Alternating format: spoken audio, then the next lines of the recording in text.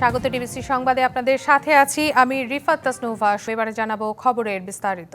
রাষ্ট্রদ্রোহ এবং প্রহসনী নির্বাচনের অভিযোগে রাজধানীর শেরে বাংলা নগর থানায় মামলায় সাবেক প্রধান নির্বাচন কমিশনার কাজী হাবিবুল আওয়ালের 3 দিনের রিমান্ড মঞ্জুর করেছে আদালত। দুপুরে Dhaka chief metropolitan magistrate AKM Mustafizur রহমানের আদালত এই আদেশ দেয়। এর আগে মামলার তদন্ত কর্মকর্তা আসামির বিরুদ্ধে 10 দিনের রিমান্ড আবেদন করেন। আসামি পক্ষের আইনজীবী রিমান্ড আবেদনের বিরোধিতা করে জামিন আবেদন করেন। রাষ্ট্রপক্ষের আইনজীবী বলেন, দ্বাদশ জাতীয় সংসদ নির্বাচনের মাধ্যমে জাতির সাথে প্রতারণা করেছেন হাবিবুল আওয়াল। এর কারণে একটি প্রজন্ম ভোট দিতে পারেননি। পরে আসামি পক্ষ ওই রাষ্ট্রপক্ষের আইনজীবীদের যুক্তিতর্ক শেষে 3 দিনের রিমান্ড মঞ্জুর করেন বিচারক। আদর্শ যাই থাকুক, জাতির স্বার্থে সবাইকে এক হতে হবে, আর এতে ব্যর্থ হলে দেশের ভবিষ্যৎ ভালো হবে না বলে মন্তব্য করেছেন বিএনপির স্থায়ী কমিটির সদস্য সালাউদ্দিন আহমেদ। জাতীয় প্রেস ক্লাবের নাগরিক ঐক্যের 13তম প্রতিষ্ঠাবার্ষিকী উপলক্ষে এক অনুষ্ঠানে তিনি আরও বলেন, সংস্কার নিয়ে আলোচনা হচ্ছে, এ নিয়ে একটা ঐক্যমত্যে পৌঁছানো যাবে। সালাউদ্দিন আহমেদ জানান, তত্ত্বাবধায়ক সরকার ব্যবস্থা চায় বিএনপি এবং এর মাধ্যমে নির্বাচন কমিশন নিরপেক্ষ ভূমিকা পালন করতে পারেন। সাংবিধানিক প্রতিষ্ঠানগুলোকেও নিরপেক্ষ এবং স্বাধীন করা সম্ভব উল্লেখ করে সংস্কার করতে গিয়ে নির্বাহী বিভাগকে দুর্বল করা যাবে না বলেও মত দেন বিএনপির এই নেতা। 10 বছরের বেশি কোনো ব্যক্তি বাংলাদেশে প্রধানমন্ত্রীত্বের আসনে বসতে পারবেন না। এখানেই স্বৈরাচারকে রুখে দেওয়া হলো, এখানেই ফ্যাসিবাদের উৎপত্তি বন্ধ করে দেওয়া হলো। তারপরে কি করা হবে? রাষ্ট্রের সমস্ত সাংবিধানিক এবং গণতান্ত্রিক প্রতিষ্ঠানগুলোকে এই গণতন্ত্রের রক্ষা কবচ হিসেবে শক্তিশালী ভিত্তির উপরে দাঁড় করানো হবে। জুলাই গণঅভ্যুত্থানের প্রথম শহীদ রংপুরের বেগম রোকেয়া বিশ্ববিদ্যালয়ের ছাত্র আবু সাঈদ হত্যা মামলার তদন্ত শেষ। এই হত্যায় 30 জনের সম্পৃক্ততা পাওয়া গেছে। প্রতিবেদন এখন প্রসিকিউশনের হাতে। রবিবার জমা দেওয়া হবে ট্রাইব্যুনালে। জুলাই গণঅভ্যুত্থান, আবু সাঈদের মর্মান্তিক মৃত্যুর ঘটনায় আন্দোলন দাবানলে পরিণত হয় সারা দেশে।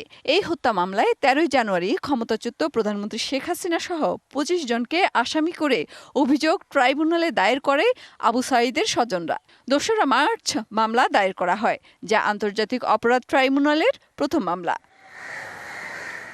15 জুন আন্তর্জাতিক অপরাধ ট্রাইব্যুনালের চেয়ারম্যান বিচারপতি গোলাম মর্তুজা মজুমদারের নেতৃত্বাধীন ট্রাইব্যুনাল আবু সাঈদের হত্যার ঘটনায় মানবতা বিরোধী অপরাধের মামলার তদন্ত 1 মাসের মধ্যে শেষ করার নির্দেশ দেয়।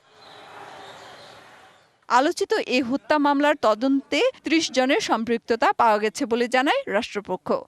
জুলাই আন্দোলনের প্রথম শহীদ আবু সাঈদের যে তদন্ত প্রতিবেদন, সেটা গত 24শে জুন প্রাপ্ত হয়েছে।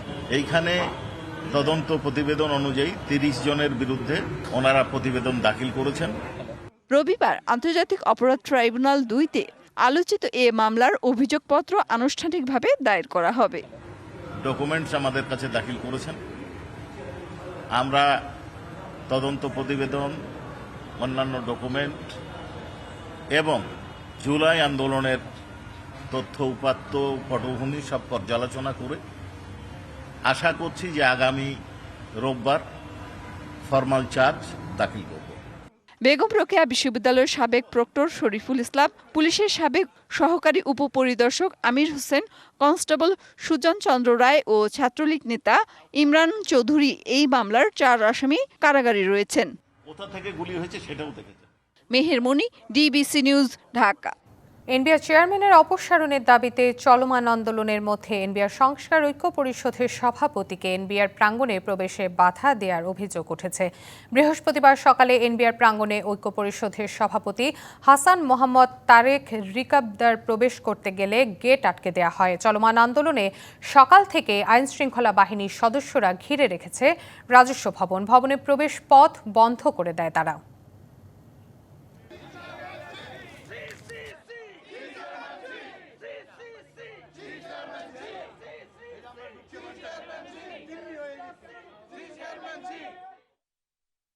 আপনারা দেখেছেন আমরা শান্তিপূর্ণভাবে প্রতিদিন আমাদের দাবি দেওয়া উপস্থাপন করছি। আজকে যে ন্যাক্কারজনক ঘটনা ঘটেছে, উনি পতনের আগে মানুষ যেটা করে এই ফ্যাসিস্ট আচরণ উনি করেছেন।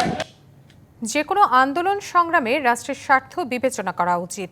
আন্দোলনের কারণে রাজস্ব আহরণ বাধাগ্রস্ত হচ্ছে, যা দেশকে ঋণের দিকে ঠেলে দেবে। দাবি আদায়ে এনবিআর কর্মকর্তাদের আন্দোলন সম্পর্কে এ মন্তব্য করেন সংস্থাটির চেয়ারম্যান আব্দুর রহমান খান। সকালে অর্থনীতি বিষয়ে সাংবাদিকদের সংগঠন ইআরএফ কার্যালয়ে আয়োজিত অনুষ্ঠানে এসব কথা বলেন এনবিআর চেয়ারম্যান। জানান, শীঘ্রই আন্দোলনকারীদের সঙ্গে আলোচনার মাধ্যমে সংস্কার প্রশ্নে সৃষ্ট সমস্যার সমাধান করা হবে।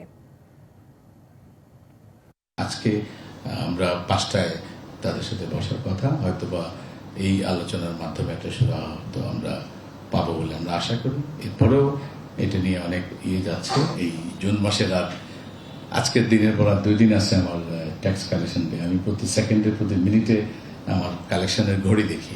গতকাল পর্যন্ত কত হয়েছে? 3,53,000 কোটি সম্ভবত। মাদকের বিরুদ্ধে অন্তর্বর্তী সরকার জিরো টলারেন্স নীতি নিয়েছে বলে জানিয়েছেন স্বরাষ্ট্র উপদেষ্টা জাহাঙ্গীর আলম চৌধুরী। বলেছেন, মাদক দ্রব্যের বিরুদ্ধে আইন শৃঙ্খলা রক্ষাকারী বাহিনীর কঠোর অভিযান অব্যাহত থাকবে। সকালে রাজধানীর ওসমানী স্মৃতি মিলনায়তনে মাদকের অপব্যবহার এবং অবৈধ পাচার বিরোধী আন্তর্জাতিক দিবস উপলক্ষে আয়োজিত অনুষ্ঠানে এসব কথা বলেন স্বরাষ্ট্র উপদেষ্টা। মাদকের কারণে দেশের অর্থনীতি মারাত্মকভাবে ক্ষতিগ্রস্ত হচ্ছে জানিয়ে তিনি বলেন, শুধু আইন শৃঙ্খলা বাহিনীর মাধ্যমে মাদক নির্মূল সম্ভব নয়, সমাজের সবাইকে এগিয়ে আসতে হবে। মাদকাসক্তদের জন্য আলাদা কারাগার নির্মাণ করা হবে বলেও জানান তিনি।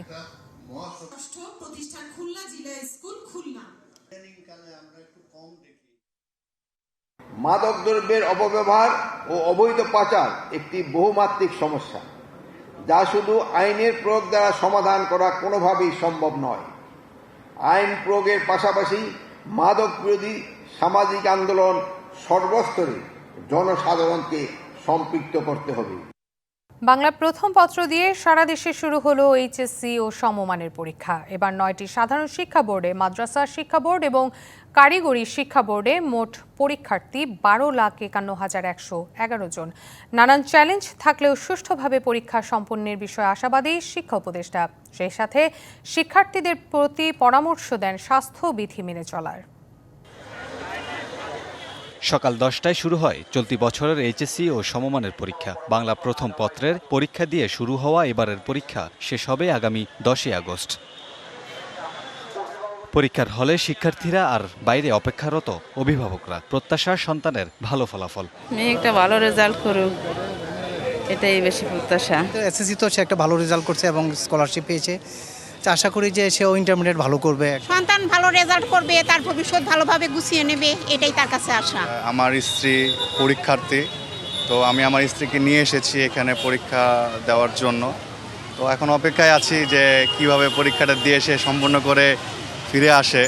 পরীক্ষা শেষে শিক্ষার্থীরা জানালেন মিশ্র প্রতিক্রিয়া, তবে ভালো ফলাফল নিয়ে আশাবাদী তারা। জি আলহামদুলিল্লাহ, পরীক্ষা ভালো হয়েছে, প্রশ্নমান সম্মত ছিল, স্ট্যান্ডার্ড ছিল। এমসিকিউ একটু হার্ড হয়েছে, যতটা সহজ ভাবছিলাম ততটাও সহজ হয় নাই, বাট সিকিউ মোটামুটি ভালোই হয়েছে। আলহামদুলিল্লাহ পরীক্ষা ভালো হয়েছে, প্রশ্ন ভালো ছিল। এক্সামটা খুব সুন্দরভাবে হয়েছে, অনেক মজা পাইছে, আমরা সুন্দরভাবে সুষ্ঠুভাবে পরীক্ষা দিতে পারছি। এরকম কোশ্চেন যদি থাকে আমরা ইনশাআল্লাহ পরীক্ষায় ভালো করব এবং সবগুলোতে প্লাস পাবো। রাজধানীর ভাসানটেক সরকারি কলেজে পরীক্ষা কেন্দ্র পরিদর্শন করেন শিক্ষা উপদেষ্টা। প্রশ্ন ফাঁসের শঙ্কা, অতীতের বাজে ঘটনা আর জুলাই অভ্যুত্থানের সময় অঙ্গহানি ঘটা শিক্ষার্থীদের নিয়ে গণমাধ্যমে কথা বলেন তিনি। প্রশ্নপত্র ফাঁস থেকে শুরু করে অন্যান্য সমস্যা ছিল, সেগুলো থেকে আমরা শিক্ষা লাভ করে যেভাবে এসএসসিটা করেছি, এইচএসসিটাও আমরা সেভাবে অর্গানাইজ করতে চেষ্টা করছি। আমরা আশা করি যে আমরা ভালো মতো এটা সম্পন্ন করতে পারবো এবং দ্রুততম সময়ের মধ্যে রেজাল্ট সেটাও আমরা পাবলিশ করতে পারবো। 9টি বোর্ডের অধীনে এবারের পরীক্ষায় অংশ নিচ্ছেন 12,51,111 জন শিক্ষার্থী। Kamrul Hasan, DBC news, Dhaka. চলতি বছরের হজ ব্যবস্থাপনা সফলভাবে সম্পন্ন করায় ধর্ম মন্ত্রণালয় সহ সংশ্লিষ্ট সকলকে অভিনন্দন জানিয়েছেন প্রধান উপদেষ্টা ডক্টর মোহাম্মদ ইউনুস। একই সঙ্গে আগামী বছরের হজ ব্যবস্থাপনা যেন আরও সুষ্ঠুভাবে সম্পন্ন হয়, সেজন্য এখন থেকেই প্রস্তুতি শুরু করার নির্দেশনা দিয়েছেন তিনি। বৃহস্পতিবার সকালে রাষ্ট্রীয় অতিথি ভবন যমুনায় ধর্ম মন্ত্রণালয়ের প্রতিনিধিদের সঙ্গে বৈঠকে এই নির্দেশনা দেন তিনি। বৈঠক শেষে প্রধান উপদেষ্টার প্রেস উইং থেকে গণমাধ্যমে পাঠানো বার্তায় এ তথ্য জানানো হয়। প্রধান উপদেষ্টা বলেন, এবছর ছোটখাটো যে সকল ত্রুটি ধরা পড়েছে সেগুলো চিহ্নিত করে আগাম ব্যবস্থা নিতে হবে, যাতে ভবিষ্যতে এমন ঘটনা না ঘটে। আগামী সপ্তাহে যুক্তরাষ্ট্র এবং ইরানের মধ্যে বৈঠক হতে যাচ্ছে বলে জানিয়েছেন ডোনাল্ড ট্রাম্প। বুধবার নেদারল্যান্ডসের হেগো নেটো সম্মেলনের ফাঁকে সংবাদ সম্মেলনে তিনি আরও জানান, ইরান এবং ইসরায়েলের যুদ্ধের কারণে স্থগিত হওয়া সংলাপ আবারও শুরু হবে। তবে ইরানের সাথে আর কোনো আনুষ্ঠানিক চুক্তির প্রয়োজন নেই, কারণ ইরানের পারমাণবিক কর্মসূচি পুরোপুরি ধ্বংস হয়ে গেছে। ট্রাম্প বলেন, ইরান এখন যুদ্ধ শেষ করেছে, এছাড়া তাদের পারমাণবিক স্থাপনাও ধ্বংস হয়েছে, তাই চুক্তি হোক বা না হোক তাতে আর কোনো কিছুই আসে যায় না। তবে প্রয়োজন হলে চুক্তি হতেও পারে বলে জানান তিনি।